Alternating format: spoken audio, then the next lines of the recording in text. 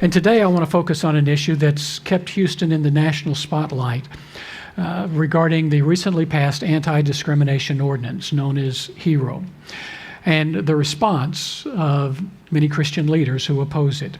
And I'm calling this conversation the Daniel dilemma. And no doubt you'll remember the basic details of Daniel's life. He was born and lived in Judah. The Babylonians invaded Judah, and they took the best and the brightest Hebrews back to Babylon with them, and Daniel was one of those taken into exile. And he had to find a way to remain true to his Hebrew heritage while living in a culture that was foreign and hostile. That's what I call the Daniel dilemma, because it seems to me that that parallels the situation the church is in America today. Over the last 50 years, the American culture has undergone radical shifts. And what's happened in Houston in the last few months simply reflects that larger cultural shift. So let me take a moment and we'll just begin with a timeline. Most of the events are probably pretty well known to us. In April, Mayor Parker proposed an anti-discrimination ordinance to the City Council. Quote, the ordinance would ban discrimination based on race, color, religion, national origin, sex, age, and disability, as federal and state laws do. Religious institutions and, for the purposes of employment discrimination, private workplaces with fewer than 15 employees would be exempt, according to the Houston Chronicle.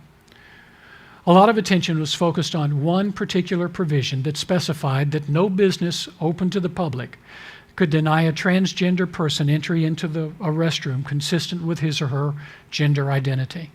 And that created a firestorm of controversy, especially among evangelical Christians. Now, the paragraph was later dropped in an attempt to satisfy the opponents of the ordinance.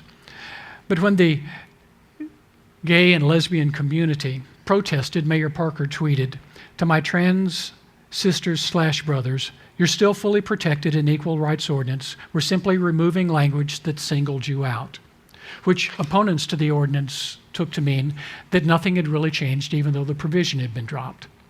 Well, in May, by a vote of 11-6, the City Council passed the ordinance, the Houston Chronicle said, after weeks of discussion and dissent. In a city ordinance, when it's passed, opponents have 30 days to file a motion to put the matter before the people for a vote. Doing so requires 10% of the votes cast in the last mayoral election. In this case, that would be 17,269 signatures.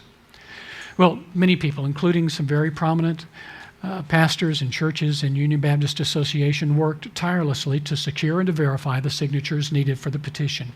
And within 30 days, they had 55,000 signatures. They submitted these to the City of Houston on July 3rd. City Secretary Anna Russell's office initially validated 17,846 out of 19,177 signatures. There was a 93% validation rate. She had more than 30,000 signatures yet to review and decided it wasn't necessary to review them. It would be a waste of time and a waste of the city's money. City Attorney Feldman's office, however, reviewed all 5,199 pages for proper submission criteria, and they found irregularities with 2,750 of them. In doing so, they essentially wiped out all but 15,000 signatures, and that left it short of the number needed for the referendum. So that was presented to the City Council, and they were told there would not be a vote. The only option then open to the opponents of the ordinance was to ask the court to rule on the signatures. This they did in August. The judges decided not to rule on the case themselves, but set it for trial this coming January. And in preparation for the trial, city attorneys for the City of Houston subpoenaed 5 Houston area religious leaders. The subpoena called for, quote, all speeches, presentations, or sermons related to HERO, the petition, Mayor Anise Parker, homosexuality, or gender identity, prepared by, delivered by, revised by, or approved by you, or in your possession. And they threatened them with contempt of court if they failed to comply. The subpoenas came to light a few weeks later when attorneys for the group of pastors filed a motion to quash the request. Well, suddenly the issue was in the media spotlight, with both secular and religious media covering it. The blogosphere erupted. Americans are not known for their lack of opinions nor their willingness to share them. And so every conceivable kind of viewpoint and opinion was shared. Initially, the mayor denied knowing about the specifics of the subpoena, but she defended it, saying it was perfectly appropriate. A few days later, she said the subpoena was overly broad. A few days later, she said the pastors misunderstood or misinterpreted the intent of the subpoena. A few days later, she narrowed the scope of the subpoena and took out the word sermons. And then last Wednesday, she ordered that the subpoenas be dropped because she didn't want this to become a debate about freedom of religion. Like many of you, I was asked over and over again, what's going on in Houston? Folks from across the country sent emails, phone calls. I heard from national as well as other media folks. And they assume that because we work closely with the mayor in Loving Houston, that I have some kind of inside track to the mayor and her office. I don't. My response to them all along was simply, it's complicated.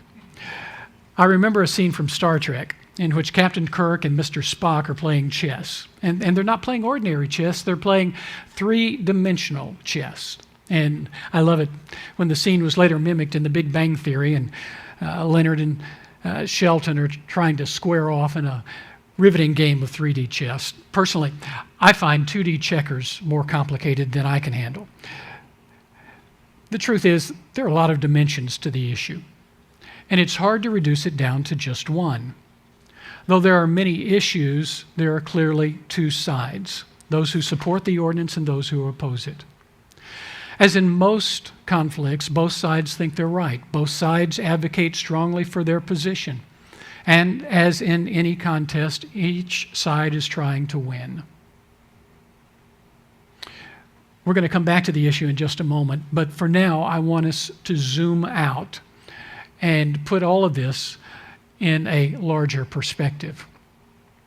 I know it's obvious to state this, but culture is changing. Culture is always in flux, and sometimes, like great geological shifts can change the flow of a river, the change of a culture can flow as well. And to borrow a phrase that I've heard Ed Stetzer use in several settings, Christians have lost their home field advantage in America. For a long time, the prevailing culture in America was consistent with Judeo-Christian values, and it was very friendly toward the church. That began changing about 50 years ago. I was born in 1950. I came of age in the 60s, and some say that makes me old. I prefer to say that that gives me an advantage because it gives me a broader vantage point from which to view things today. As I tell my sons, I don't have to learn about it on the History Channel. I've lived through it. The 1950s were a time when the church was strong and when the church had significant influence over culture.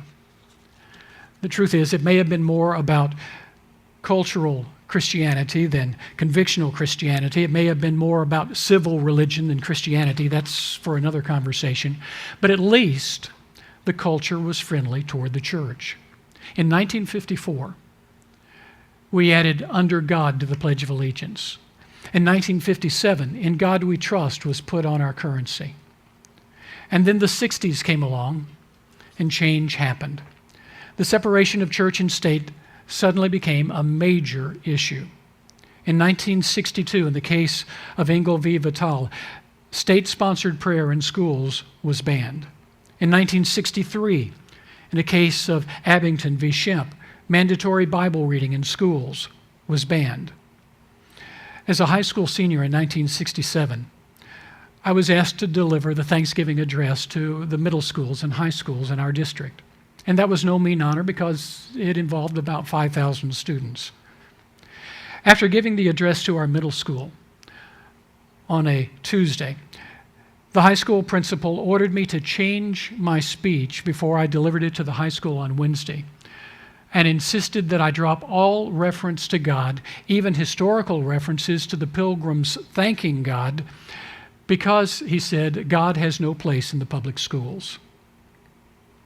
I could point out many other things, like the 1973 Roe v. Wade decision legalizing abortion, or the changing drug culture. The ongoing conversation today about legalizing marijuana has its roots in the 1960s, when drugs moved from the back alleys to the college campuses to the main street. We're losing our sense of civility. We're becoming a more contentious society, more polarized. Politics have become hyper-partisan. The tendency today is to argue rather than to talk. Trust has broken down. Progress has slowed down.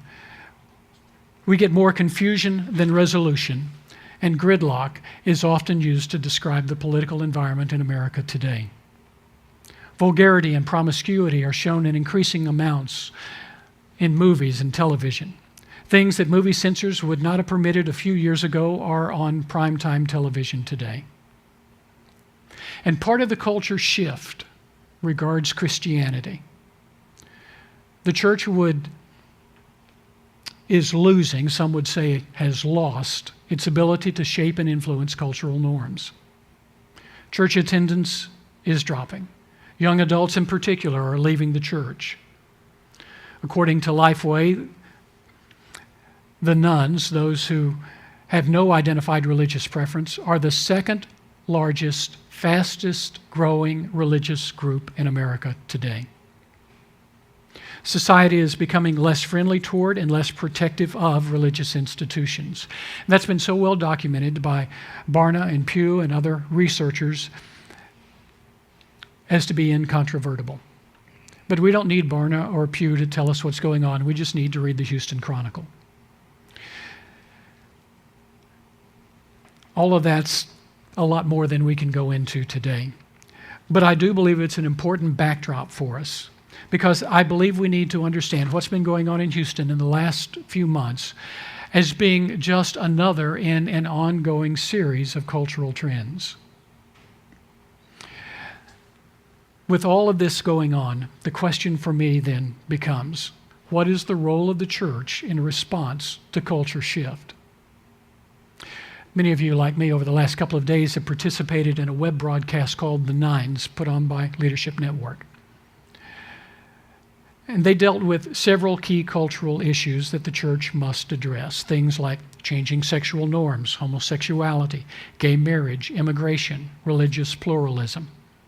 And I really do appreciate them bringing so many voices to the table.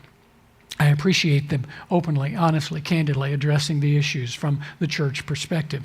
And one of the things that was very evident to me in all of the conversation was that the church is not in agreement on how to handle these things.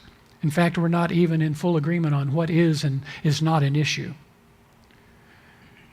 But that doesn't take away the question, how does the church respond? At this point, let me describe rather than be prescriptive. I really do think we need to see the response of the church today in a broader spectrum. And I'm going to use the familiar fight-flight language. On one end of the spectrum, there are those churches who want to aggressively take on culture. They try to take seriously the statements of Jesus that we are to be the salt of the earth and the light of the world. They read the larger meta-narrative of Scripture where they see the Old Testament prophets speaking to the religious and political leaders of their day, the cultural shapers of their day. And as they spoke to them, change happened. They cite examples of people like William Wilberforce, John Wesley, Martin Luther King Jr., who challenged the oppressive systems of their time in the name of God and brought about cultural, social change. It's not enough, they say, to feed the poor. we need to address the issue of poverty. On the other end of the spectrum are those who take a more hands-off approach. They say, Jesus resisted the temptation to become a political Messiah. Though he was born under the oppressive rule of the Roman government, and though he had the power to overthrow it, he chose to do nothing. My kingdom, he said, is not of this world. I think we need to acknowledge that there is truth at both ends of the spectrum, while at the same time avoiding the excesses that come from moving too far in either direction. Go too far in one direction in fighting for change, and you might have the Crusades. Go too far in the other direction and ignoring what's going on, and you might have the Lutheran Church in Germany that ignored what happened with Hitler.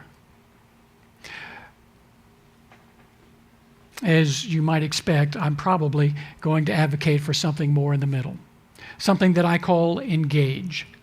And since I'm using the term, I get to define it.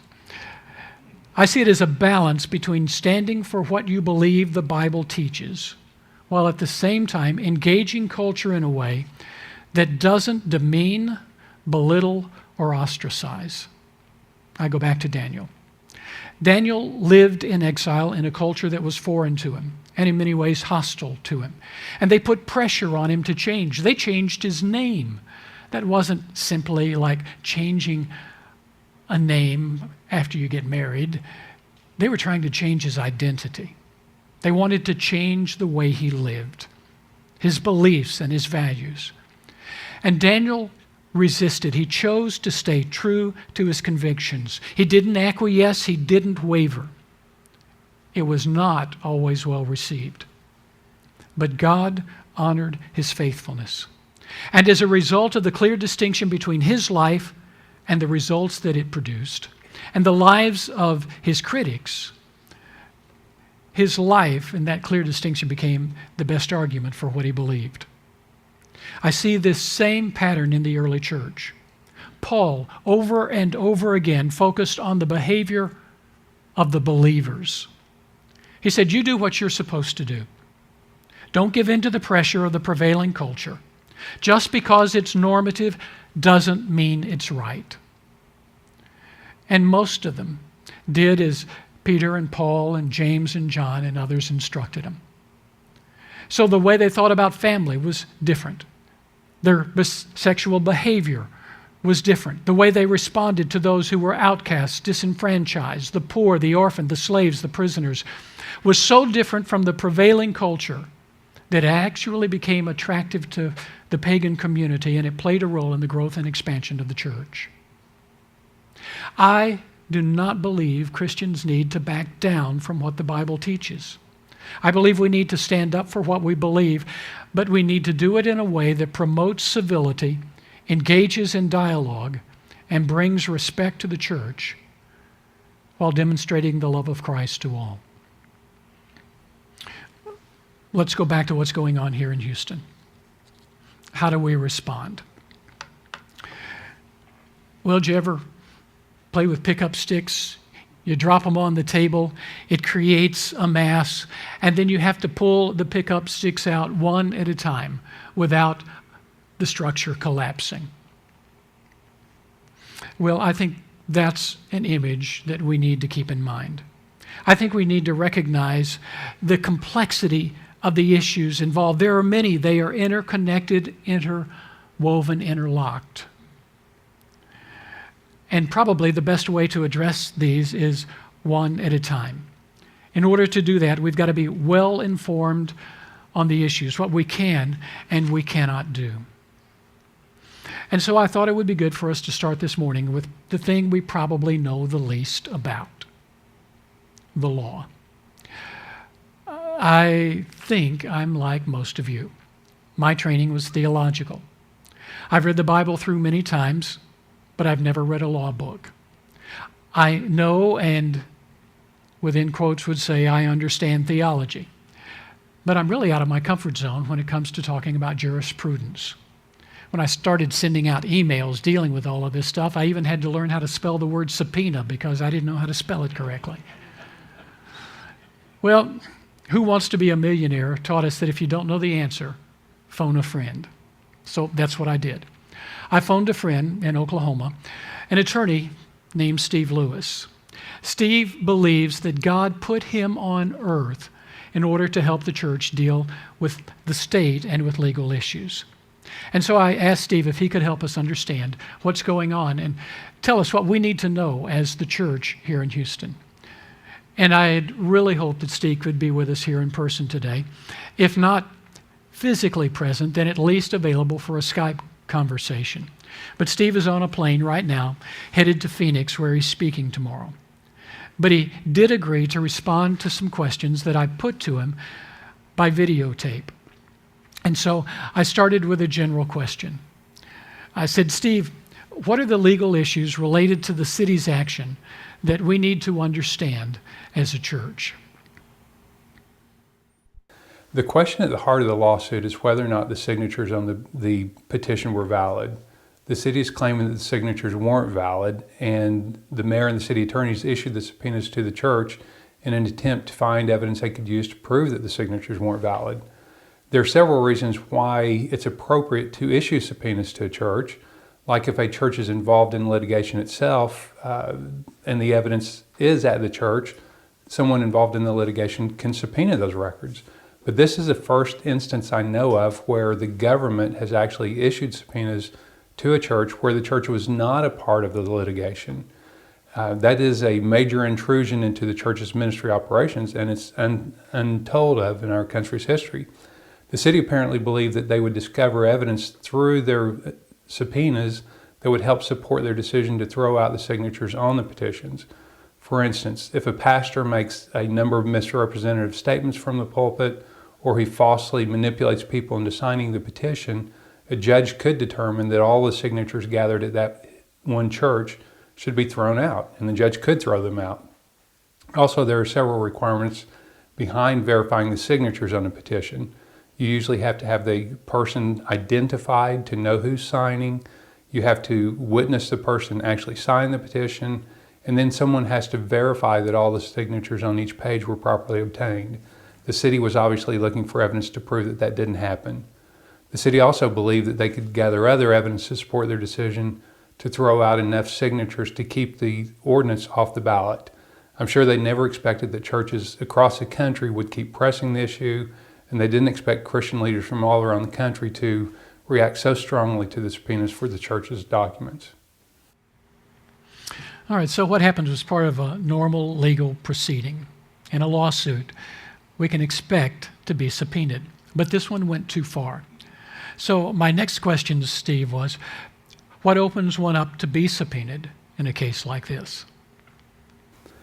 Anytime a church is a party to a lawsuit, the church should expect subpoenas and other discovery efforts trying to discover their records. However, even if a church is a party involved in a lawsuit, under the First Amendment, they may not have to disclose their records. I've been involved in a number of cases where we've used the First Amendment to protect the church's rights to keep its evidence of internal operations internal to the church, and we didn't even have to produce them to the court or to the plaintiff's attorneys or anybody else. Sometimes the church may not be involved in a lawsuit, but it may be so closely associated with it that it has a number of records that are truly evidence in the other lawsuit. For instance, if you had a former staff minister at your church who went to another church as a minister there, and then he was involved in some wrongful behavior or sexual misconduct, well, the evidence of what he did or may have done at your church may be particularly relevant, and they can come back to your church and sometimes force you to produce records about personnel matters and misconduct while he was a member of your church. That's especially true in the situation where, like, if your church gives what's called a false positive reference, where you give a positive reference to encourage another church to hire him, but you've actually got some false information that you don't disclose, some information to indicate that he might be a high-risk employee, but you've disclosed a positive reference without informing them of the negative aspect of it. They could actually use that evidence. They can force you to produce it, and then they can turn around and use it to sue you for a false positive reference. Outside of being involved in litigation, obviously the louder and the more vocal a church is, the more it's involved in the center of a controversy, the more that they are on the radar screen of the other side, and the more likely it is that they'll try to get your record. That's why the Houston subpoenas were such an issue here. The government specifically chose churches that were very vocal, very loud, and encouraging their members to be involved in a moral social issue, and they were trying to silence them by issuing the subpoenas and harassing them. So even if we're subpoenaed, the church does have rights. And I don't know if you paid close attention to the example that he cited, but it is an example of something that is going on in two UBA churches today over the actions of a former student minister after he left their church. I also hope you took to heart the word about giving references for folks, and we need to be really careful about what we say when folks ask us for a reference. But the folks that were subpoenaed were not part of the lawsuit. And so I wanted him to go a little further. Why do you think these folks were chosen? The city probably came against these particular churches because of whatever reasons. They felt like these churches were more likely to have either made misrepresentations from the pulpit or more likely to have gathered signatures in an inappropriate way, or else they were high-profile churches that if the city knew they could silence these churches, they would probably silence a whole bunch of other churches that were similar to them. There were also some other churches that the city did not try to silence, some that would have been more likely to have discussed the issue with attorneys in advance and had attorneys involved in what was said from the pulpit, or had attorneys who were involved in gathering the signatures on the petition, and they would have left them alone. Plus, some of these other larger churches probably had some significant resources that they would have been willing to commit to the battle, and the city didn't want to bother them. So when we strongly believe something is wrong, we want to speak out against it, especially when it deals with clear biblical teaching. I asked him, when can we speak out from the pulpit? Okay, pastors can always speak the truth from the pulpit. The issue is whether or not they're willing to bear the consequences of speaking the truth from the pulpit in a society that doesn't want to hear the truth from the pulpit. There are a number of hate speech ordinances that different cities have adopted that are so broadly worded that literally if a pastor read from Romans 1 and Romans 2 in the pulpit, they would be guilty of hate speech. In fact, there are a number of instances in Switzerland, in England, and in some other countries, Canada, where literally pastors have done nothing more than speak the truth of God's word, and they've been accused of hate speech crimes, where they've literally had crimes charged against them, and one pastor actually spent 2 months in prison for reading from Romans 1. That was in Switzerland. We're literally close to that point in America. We're not there yet, but with the recent Supreme Court decisions, they are literally saying that God's word doesn't control things anymore.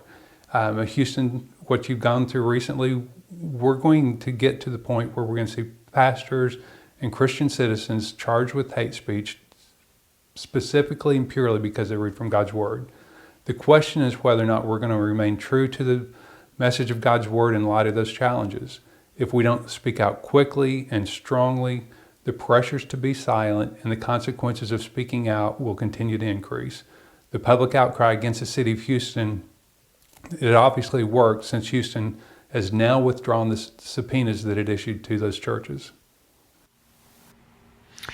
Speaking out does have its limits, however.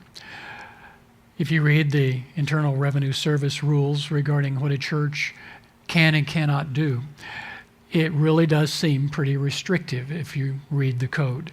So I asked him to help us with that. When should a church be silent? When should we be silent? The Internal Revenue Code includes a provision that's referred to as the Johnson Amendment.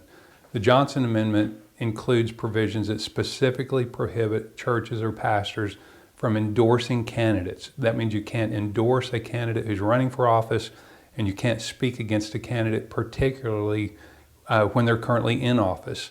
The Alliance Defending Freedom, or they're known as ADF, they actually have taken a strong stance that this section of the Internal Revenue Code is unconstitutional. The ADF argues that In their pulpit initiative, they're trying to get pastors all across the country to specifically speak out on candidates because they're trying to push the IRS into filing a lawsuit against some of these churches so the ADF can in turn around and file a lawsuit trying to get a court to rule that the Johnson Amendment is an unconstitutional infringement on the right of pastors to speak from their pulpit. I'm more conservative than that. I believe that churches can obtain all the same goals by different means. They can do things privately that they don't have to do from the pulpit. There's no reason to get the IRS after your church when you can accomplish the same things without being quite as confrontive. You can do things powerfully in a private way, still achieve great impact with much fewer risk and with much lower potential cost. So speaking out for or against candidates,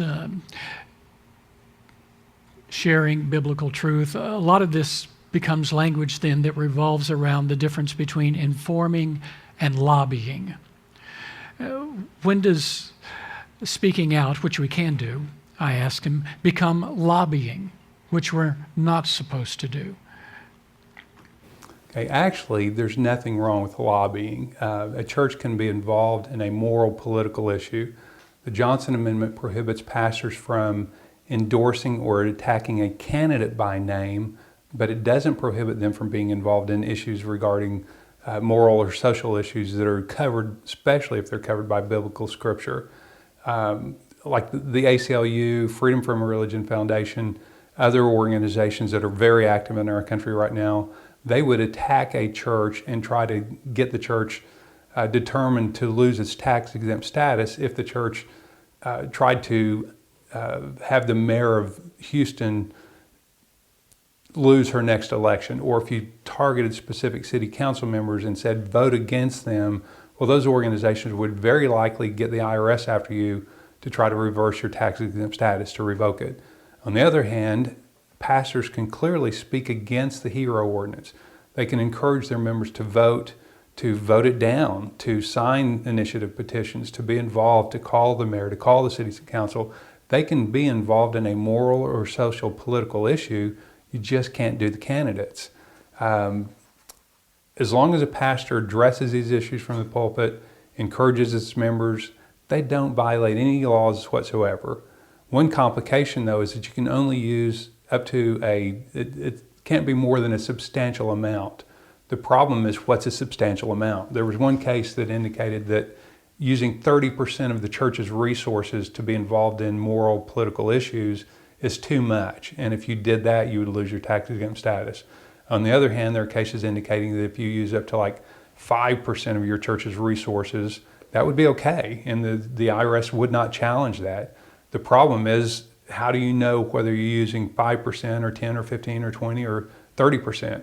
Well, if you get involved to that extent, in that situation, the IRS or some other government officer probably could subpoena your records, and you would be forced to prove whether you used 30% of your resources versus 5. All right, so we can speak out about issues, but we need to avoid endorsing or speaking against a candidate. Actually, Steve's answer, I think, says we've got a little bit more latitude than some of us may have thought. Then I ask him, well, what other things does the church need to be aware of? And I'm talking broad areas now, bylaws, policies, procedures, those kinds of things, and why. And then I asked him if he could give us a couple of examples. It used to be valid for church leaders to believe that if something happened at their church, that they'd still be okay. Unfortunately, courts no longer automatically assume that a church is a good thing or that it's worthy of protection. Times have changed. There are zoning cases where the government has actually specifically required that a church produce evidence to convince them that a church moving into an area was a good thing for the community.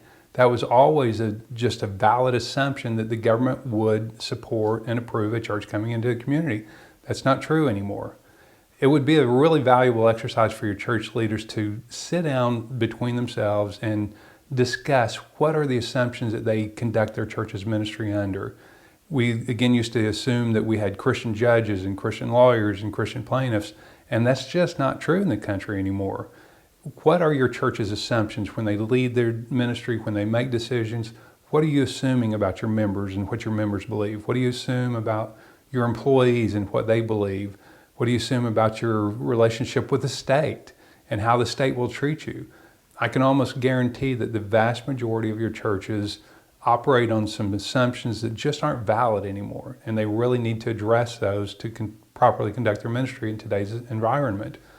Also, the truth is that there are very few attorneys and very few judges who really fully understand the First Amendment religious freedom rights of churches. And unless or until a church asserts its rights, you may waive critical First Amendment rights that you didn't even know you had because the judge doesn't know it and the other attorney doesn't know it. You have to educate them on your First Amendment rights as well. I represented a church in Oklahoma City where it was actually a law firm from Houston came up to Oklahoma City and filed a lawsuit against a church, and they filed a complaint with the EEOC involving the church's decision to terminate a minister. Well, the church called me when the EEOC issued a subpoena to them, where in the subpoena they demanded all of the communications between the pastor, the personnel team, the pastor and the deacons. They wanted the copy of the personnel policies, all of the minutes of the personnel team meetings. They wanted a copy of all the minutes of the deacons meeting. They wanted every announcement from the pulpit. They wanted all these, anything in the church bulletin about this minister leaving the church. Well, the EEOC demanded all this stuff. They demanded that the church enter into mediation, and they asked the church to provide those documents to them within 10 days. When the church hired me, I did a little bit of research and filed a response with the EEOC. That's the Equal Employment Opportunity Commission with the federal government. But we filed a response with them that basically said, thanks, but no thanks. I went to them and told them, this is my fault. If I'm wrong, it's not the church, but it's me. And I told them that we weren't going to give them anything. And I literally gave them some copies of cases and asked them to send it to their attorneys in Washington, D.C., and said that when they respond, if they get back with me and show me that I'm wrong, I will talk to the church about what records we need to provide, if anything. Well, about 6 weeks later, the EEOC called me, and I went down to visit with them, and they actually said, here's your case file closing letter. You don't have to give us anything. So because we asserted the church's First Amendment religious freedom rights, the EEOC withdrew their complaint and closed their file, and we didn't have to give the government anything. Actually, the officer of the EEOC told me that 10 other churches had received the same letter in the last 3 years. All 10 of those churches had in turn delivered all of their records. They had voluntarily entered into mediation with the government. They had all paid fines, and they had all paid money to the former minister. And in those situations, those other 10 churches had all the same rights that the church that I represented did, but none of the 10 of them knew about it. None of them asserted it. And they voluntarily entered into a very harsh process, and it cost them a lot of money solely because they didn't know their First Amendment religious freedom rights. Also in that same case with the Houston law firm and the minister in Oklahoma City, they actually filed a lawsuit where they were demanding $2 million to settle the case. The plaintiff's attorney came up. They wanted to take depositions of the pastor and other staff members. They submitted written interrogatories where they asked us questions about why the church did what it did. They asked for us to produce all the documents in the litigation. And under the First Amendment, I just said, no, we're not going to do that. And we actually got into an argument with the firm from Houston. We filed a motion with before the court, and the judge granted our motion and determined that we didn't have to give them any of those records. We didn't have to allow them to ask questions from any of the staff members. And because they couldn't produce any evidence or any facts to support their claim, after about a year of litigation, when they had started off demanding $2 million, they settled for literally the insurance company paying $2,000 towards expenses of the plaintiff's law firm. So understanding your First Amendment religious freedom rights, we shut down a government investigation and we closed a $2 million lawsuit for $2,000. It's important that you know your First Amendment religious freedom rights. Well, that says loudly and clearly, we need to be better informed. I really do believe that now, more than ever before in my lifetime, the church needs to know the law. And we really need expert advice on what we can and what we cannot do.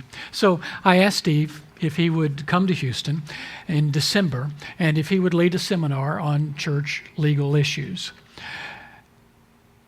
I asked him, when you come in December, what can we expect? Okay, when we do the conference in December, I want to help come down and train your church leaders on understanding why and how they need to improve their internal ministerial operating documents.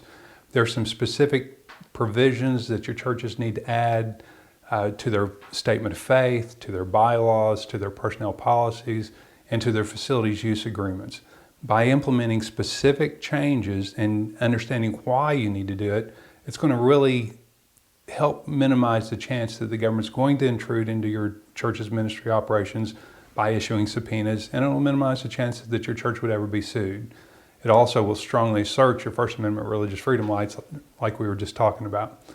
I want to help your church adopt these policies, but to do it in a proper way.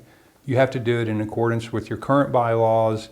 You have to do it in a way to where you properly disclose those changes to your church's employees, to your church's members. You have to do it in a way to where they know about it and they agree to be bound by it. Only when they know and they're properly informed, that's when the policies have the greatest effect, and they can have a great effect.